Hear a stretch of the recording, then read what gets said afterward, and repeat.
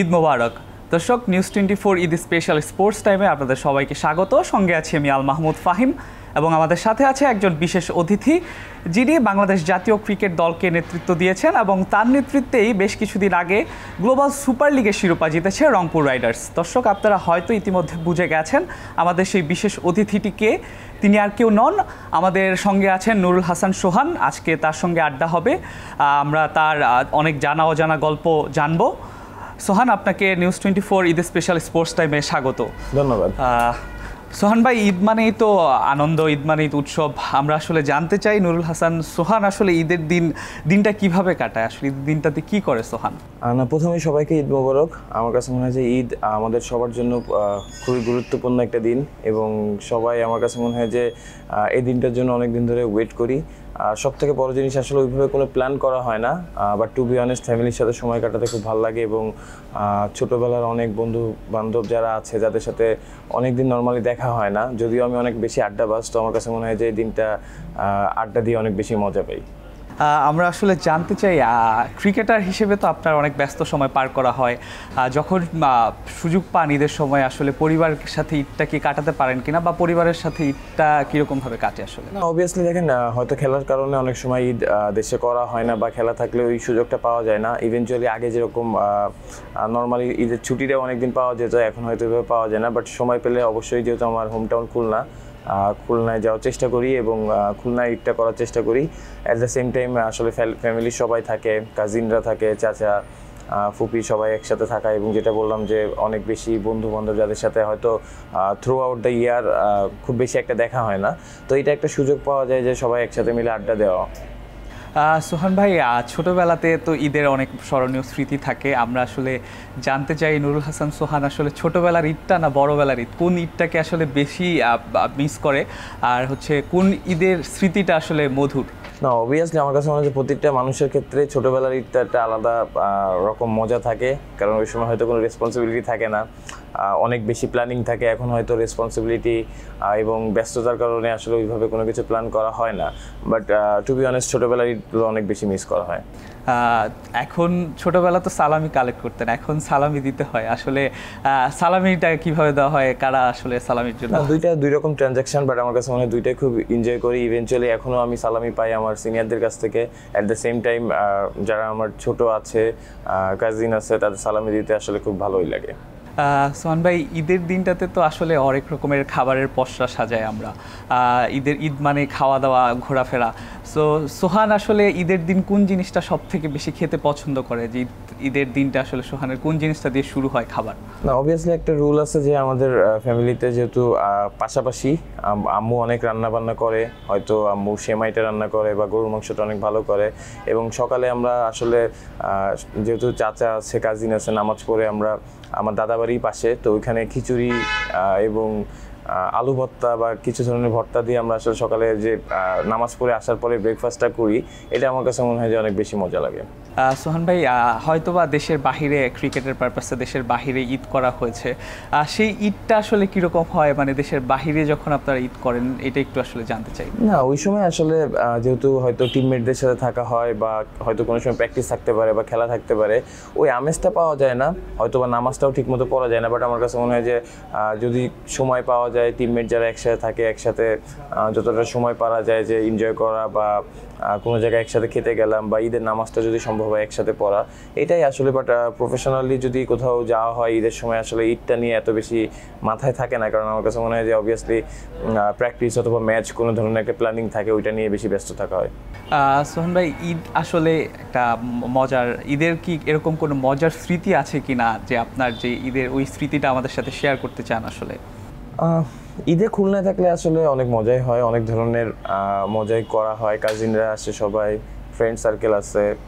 যেহেতু বললাম আমার খুলনায় হোম টাউন, খুলনার থেকে বড় হয়েছি, একটা বড় সার্কেল আছে, তো আসলে সবাই একসাথে মিলে পুরো দিনটাই অনেক মজা যায়। বা ঈদের সময় বা ঈদের আগের দিন যে জিনিসগুলো আসলে থাকে, ছোটোখাটো সব কয়টা জিনিসই আসলে এনজয় করি।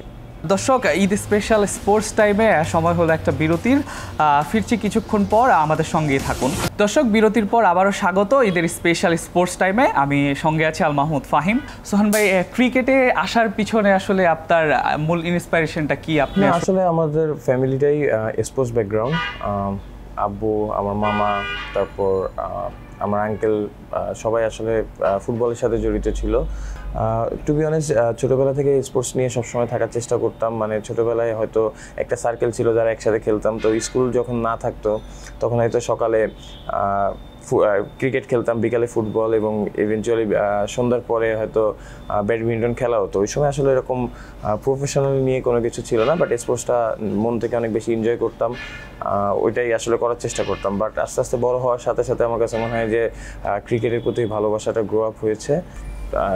একটা একাডেমি ছিল, শেখ সালাউদ্দিন স্যার ছিল, তো ওনার একাডেমিতেই প্রথম ক্রিকেটের হাতে করি।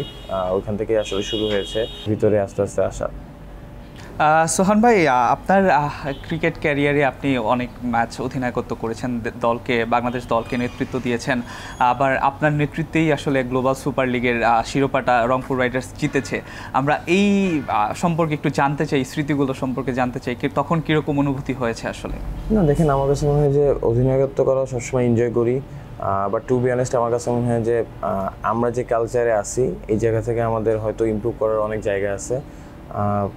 অবশ্যই গ্লোবাল সুপার লিগ একটা আমাদের জন্য অনেক বড় অ্যাচিভমেন্ট, যে বাইরের মতো একটা দেশে যেয়ে ওইখান থেকে বাংলাদেশে আসলে আমার কাছে মনে হয় যে আমরা যখন ওখানে গিয়েছি, বাংলাদেশের পুরো জিনিসটা বাংলাদেশের ব্র্যান্ড দিয়ে আমরা ক্যারি করতেছিলাম। তো অনেক ভালো একটা টুর্নামেন্ট ছিল, অনেক অর্গানাইজড, এবং অনেক ভালো ভালো প্লেয়ার বা ভালো ভালো টিম এসেছে। তো আমার কাছে মনে হয় যে প্রথমে যখন আমরা একটা বা দুইটা ম্যাচ হেরে গিয়েছিলাম, টু বি অনেস্ট, ওই সময় আমি নিজেই 2 দিন রুম থেকে বেরোই নাই তারপরে। কারণ যে জিনিসটা আমার কাছে মনে হয় যে এরকম জায়গায় আমরা একটা পার্টিসিপেট করতে এসেছি, তো এই জায়গাটায় ভালো করাটা একটা অপরচুনিটি আমাদের ছিল। তো এটা নিয়ে আসলে অনেক বেশি চিন্তিত ছিলাম। টু বি অনেস্ট, যখন আমরা থার্ড ম্যাচ জিতলাম তখন থেকে পুরো জার্নিটা অন্যরকম একটা জার্নি শুরু হয়েছে। এবং টু বি অনেস্ট, আমার কাছে মনে হয় চ্যাম্পিয়ন হওয়ার পর ওই রেসপেক্টটা বা ওই রকম দেশে, হয়তো বাংলাদেশ থেকে অনেক দূরে এরকম দেশে যে বাংলাদেশ সম্পর্কে যেসব কথা আমরা শুনেছি বা যে রেসপেক্টটা আমরা করেছি, আমার কাছে রেসপেক্টটা পেয়েছি, এটা আমার কাছে মনে হয় যে অনেক বড় একটা পাওয়া। উইকেট কিপার নুরুল হাসান সোহান নাকি ব্যাটার নুরুল হাসান সোহান, কোন জিনিসটা নিজে এনজয় করেন? আমি এনজয় করি, টু বি অনেস্ট, আমি দলের জন্য কতটুকু কন্ট্রিবিউট করতে পারতেছি। এদার এটা উইকেট কিপিং হোক, এদার ব্যাটিংয়ে হোক, বা এদার যখন ম্যাচ নাও খেলি টিমের বাইরে থেকে হয়ে। তো আমার কাছে এটা আসলে খুব বেশি ম্যাটার করে না। আমার কাছে ম্যাটার করে যে আমি টিমের জন্য কতটুকু কন্ট্রিবিউট করতে পারতেছি। প্রত্যেকটা মানুষের ক্যারিয়ারেই হচ্ছে একটা খারাপ সময় আসে। নুরুল হাসান সোহান যখন ক্যারিয়ারের খারাপ সময়টা যায়, ওই টাইমটাতে সোহান কিভাবে নিজেকে ওভারকাম করে, এই জিনিসটা আমরা আসলে জানতে চাই। টু বি অনেস্ট, একটা প্লেয়ারের অ্যাথলিটদের আমি বলবো স্পেশালি অনেক মেন্টালি অনেক বেশি স্ট্রং হওয়া উচিত। কারণ যেটা বললাম যে হয়তো আমিও ন্যাশনাল টিমকে 30-40 বার বাদ পড়েছি, আবার ঢুকেছি। এই চ্যালেঞ্জটা আসলে সবসময় নেওয়া একভাবে যায় না। ইভেনচুয়ালি আমি যেটা বললাম যে আমাদের কালচারের দিক থেকে হয়তো আমরা খুব তাড়াতাড়ি জাজ করি অনেক কিছু।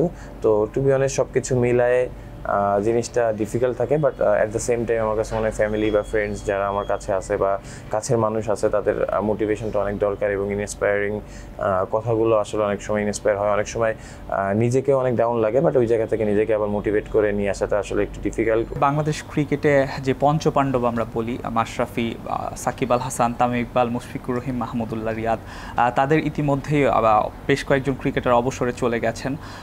বাংলাদেশ ক্রিকেটে আসলে এই পঞ্চপাণ্ডবদের অবদান সম্পর্কে আসলে আমরা সোহানের কাছ থেকে কিছু শুনতে চাই। না, অবভিয়াসলি দেখেন, একটা ট্রানজ্যাকশন থাকে। বাংলাদেশ ক্রিকেট যেখানে ছিল তার সেই জায়গা থেকে এই 5 জন সাথে আরও অনেকে ছিল, তাদের মাধ্যমে কিন্তু বাংলাদেশ ক্রিকেটের এখন যে ভবিষ্যৎ আমরা দেখতে পাচ্ছি, তাদের ভিত্তিটা কিন্তু তারাই গড়ে দিয়েছে। আমার কাছে মনে হয় তারা এই জিনিসটা আমাদের বিলিভ করাতে চেষ্টা করেছে যে বাংলাদেশ টিম কিন্তু অন্যান্য যে কোনো দলের সাথে এখন ফাইট দিতে পারে। তো আমার কাছে মনে হয় এই বাংলাদেশ ক্রিকেটে এত দূর আসার পেছনে তাদের অবদান অনেক, এবং থ্রু আউট দ্য ইয়ার তারা যেভাবে পারফর্ম করেছে, হয়তো আপনি ওইভাবে চিন্তা নাও করতে পারেন, বাট আমরা যেখানে ছিলাম সেখান থেকে নেক্সট স্টেপে আসার জন্য তাদের অবদান অনেক বেশি।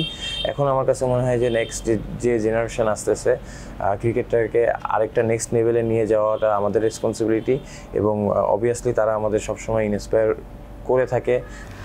দর্শক, আমরা চলে এসেছি একেবারে শেষ প্রান্তে। শেষ করার আগে আমরা সোহান ভাইয়ের কাছে আরেকবার জানতে চাই যে আপনার ভক্তদের জন্য আপনি কোনো বিশেষ বার্তা আসলে দিতে চান কিনা। না, আমার কাছে মনে হয় যে দেখেন, বাংলাদেশ ক্রিকেটের প্রতি বাংলাদেশের ক্রাউডরা যে ইমোশন ক্যারি করে, এটা আমাদের জন্য অনেক বড় পাওয়া। অ্যাট দ্য সেম টাইম আমার কাছে মনে হয় যে আমরা হয়তো তাদের জন্য অনেক বড় কিছু করতে পারি নাই, বাট টু বি অনেস্ট যেটা বললাম, এটা মন থেকে ফিল করি যে তাদের এই ভালোবাসার প্রতিদান দেওয়া এবং তাদের যে রেসপেক্ট এবং ভালোবাসা আমাদের প্রতি থাকে, এই জিনিসটা আসলে ফিডব্যাক দেওয়ার সময়টা এসেছে। অবশ্যই আপনারা আমাদের দোয়া করবেন আমরা যাতে বাংলাদেশ ক্রিকেট ভালো কিছু করতে পারি ভবিষ্যতে, যেটাতে আপনারা আরও বেশি হ্যাপি হবেন। বাংলাদেশ আসলে একটা টাইমে যে ছিল, মাশরাফি ভাই যখন নেতৃত্বে ছিলেন, ওই টাইমটাতে বাংলাদেশ একটা পিক টাইমে ছিল। সবাই ভেবেছিল যে বাংলাদেশ হয়তো বা আইসিসি ইভেন্টগুলোতে বা একটা টাইমে যে অনেক ভালো ফলাফল করবে, কিন্তু কিছুদিন পরে আমরা আসলে ডাউনে চলে গেছি এবং আফগানিস্তানের রাইজিংটা হয়েছে। আপনার কাছে আসলে একজন ক্রিকেটার হিসেবে কি মনে হয় যে আমরা কেন ওই জায়গাটাতে পিছিয়ে গেছি এবং কেন ওরা ওই জায়গাটাতে পুশ করে আগায় গেল? দেখেন, একটা সময় কিন্তু ছিল যখন বাংলাদেশ টিম খুব ভালো জায়গায় ছিল। আমি যদি 15, 16, 17, 18 এরকম একটা পার্টিকুলার সময় বলি, সেই সময় বাংলাদেশের ক্রিকেটটার কিন্তু একটা ভাইব অন্যরকম ছিল। তো আমার কাছে মনে হয় যে কেউ যদি শর্ট টার্ম চিন্তা করে এই জিনিসটা নষ্ট করে এবং শর্ট টার্ম কোনো সাকসেসের জন্য জিনিসগুলোকে যেভাবে গ্রো আপ করা দরকার এরকম গ্রো আপ না করে ইন্ডিভিজুয়াল কিছু চিন্তা করে, আর ক্রিকেটটা ধরেন যে বিজনেস ওরিয়েন্টেড চিন্তা করে, তখন এরকম জিনিস হওয়াটাই স্বাভাবিক। আমি নট অনলি বলবো না যে হচ্ছে কারো স্পেশালি দোষ, আমাদের প্লেয়াররাও হয়তো আমাদের এই দোষ অবশ্যই নিতে হবে, যেহেতু আমরা ভালো কিছু করতে পারতেছি না। But at the same time আমাদের যে সেক্টর ছিল, সেই সেক্টরগুলো ইমপ্রুভ করার অনেক জায়গা ছিল। আমরা এরকম কিছু করি নাই। আমরা হয়তো ইন্ডিভিজুয়াল অনেক বেশি চিন্তা করেছি, আমরা ক্রিকেটের ভালোর জন্য অনেক কিছু চিন্তা করে আমরা ভেবে করতে পারিনি। ইভেনচুয়ালি আপনি যদি দেখেন 17, 18, 19 সালের বিপিএলের যে ক্রেজ ছিল, এই ক্রেজটা আমরা নিজেরাই নষ্ট করেছি। সেই সময় আইপিএল, পিএসএল এর সাথে বাংলাদেশ ক্রিকেট মানে বিপিএলটাকে আমরা অনেকেই তুলনা করতো, অনেক প্লেয়াররা ওই সময়, যেহেতু অনেকদিন ধরে আমি বিপিএল খেলতেছি, ইন্টারন্যাশনাল প্লেয়াররাই বলতো সেই জিনিসটা আমরা নষ্ট করছি। তো এটা এত ইজি না যে আপনি একটা জিনিস নষ্ট করবেন আবার এই জিনিসটা আপনি এক রাতের ভিতরে চেঞ্জ করতে পারবেন। তো অবভিয়াসলি যে জিনিসটা ছিল, এই জিনিসটা হয়তো আমরা ওইভাবে গ্রো আপ করতে পারি নাই। আমাদের বাংলাদেশ ক্রিকেট এখন যেখানে আছে, এখান থেকে আরও অনেক আগায় যাওয়ার কথা ছিল, যে জিনিসটা আমরা করতে পারি নাই। এটার ব্যর্থতা যদি আপনি আমাদের প্লেয়ারদের দেন, অবশ্যই আমরা সেটার সাথেও আছি। But at the same time আমার কাছে মনে হয় যে প্রসেসটা ঠিক ছিল না। বাট আমরা যেখানে যেই জায়গাটায় আমাদের যতটুকু কিছু করার দরকার ছিল বাংলাদেশ ক্রিকেটটাকে নিয়ে যাওয়ার জন্য, শুধুমাত্র আপনি ন্যাশনাল টিম ওরিয়েন্টেড চিন্তা করলে হবে না, আপনার অনেক বড় সেক্টর নিয়ে চিন্তা করে বড়ভাবে আপনার এগিয়ে যাওয়া উচিত ছিল। ওই জায়গায় আমরা শর্ট টার্ম চিন্তা করে হয়তো অনেক বেশি মিস্টেক করে ফেলেছি। সোহান ভাই, আমরা আপনার সাথে একটা র্যাপিড ফায়ার রাউন্ড খেলতে চাই, যেখানে আমি একটা কোশ্চেন করবো, আপনি একবারই আপনার অ্যান্সার দিতে হবে। সেটা হচ্ছে, আমি জানতে চাই T20 ওয়ানডে নাকি টেস্ট, কোন ফরম্যাট, যে কোনো একটা চুজ করতে হবে, কোন ফরম্যাটে সোহান আসলে স্বাচ্ছন্দ্য ফিল করে? ODI, specially white ball cricket. একটা বলারের ওভারে 3টা ছক্কা মারতে হবে, কোন বলারকে আসলে চুজ করবেন? Difficult question. আমার কাছে মনে হয় যে টিমের যদি জিতার জন্য এরকম সিচুয়েশন লাগে, তো যে কোনো বোলারের ক্ষেত্রেই যেতে হবে। সো এখানে আসলে কোনো চয়েস নেই। সবচেয়ে কঠিন আসলে কোন বলারকে ফেস করতে মানে কঠিন মনে হয় আপনার কাছে? রশিদ খান। এক কথায় ক্যাপ্টেন নুরুল হাসান সোহান আসলে কেমন, নিজেকে নিজে ডিফাইন করবেন? আসলে এরকম ডিফাইন করার মতো এখনো কোনো সিচুয়েশন আসে নাই। দোয়া করবেন যদি ইনশাল্লাহ আরও সুযোগ পাই, হয়তো নিজেকে পরে ডিফাইন করতে পারবো। নুরুল হাসান সোহান যদি ক্রিকেটার না হতো তাহলে কি হতো আসলে? এটা ডিফিকাল্ট কোশ্চেন। এটা আমিও মাঝে মাঝে চিন্তা করি যে আসলে কি করতাম। বাট টু বি অনেস্ট, হয়তো পড়াশোনায় যেহেতু সবসময় ফাঁকি দিয়েই পড়াশোনাটা কমপ্লিট করেছি, তো হয়তো বিজনেস করতাম অথবা অন্য কিছু হয়তো। থ্যাংক ইউ সোহান ভাই, আমাদের সাথে থাকার জন্য এতক্ষণ ধন্যবাদ আপনাকে।